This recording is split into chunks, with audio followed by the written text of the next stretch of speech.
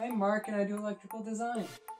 I'm KG and I do mechanical design. My name is Nicholas Osterman and I'm responsible for the vision on my team. My name is Daniel and I'm in charge of software for the robot. In 2019, we won US Lightweight and competed in the World Cup. We founded Princeton Soccer Robots and are mentoring 4 other teams to spread RoboCup Junior in the USA.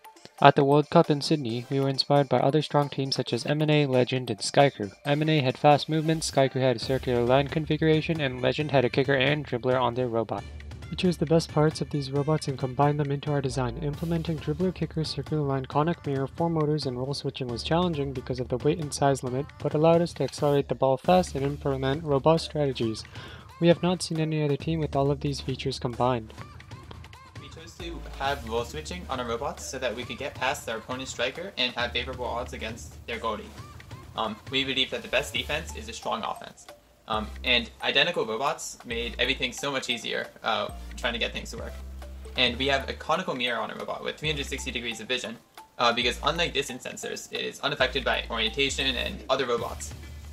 And our robots have a kicker for getting the ball past fast goalies to prevent pushing. And we use a ring of line sensors because at any orientation we can detect where the line is. And our robots have 4 motors and double-layered omni wheels because we think acceleration is super important for beating top teams. And lastly, we have a dribbler for catching the ball and maintaining control even when we're maneuvering around the field. Our design process begins with CAD. We use Onshape and KiCad to fully design our robots before any parts are manufactured.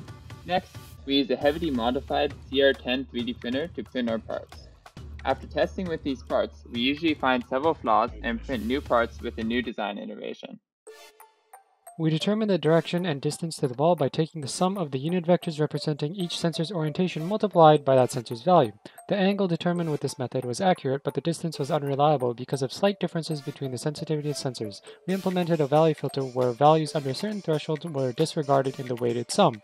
This decreased noise and also created a step-like pattern over distance as sensors dropped below the threshold, ensuring that as real distance from the robot to the ball increased, the magnitude of the ball sensor vector always decreased. Each line sensor has a different sensitivity and different fields have different optimal thresholds. To set optimal thresholds for our 16 line sensors, we implemented a calibration routine. We moved the robot around the green part of the field and measured the range of values of each line sensor. Then the robot sets optimal thresholds for each line sensor based on the range of values. Plotted the white line threshold for each sensor over multiple calibrations. Each sensor has a different spread and it would be inefficient to set a manual universal threshold. We are looking forward to sharing our experiences and learning from others at RoboCup 2021.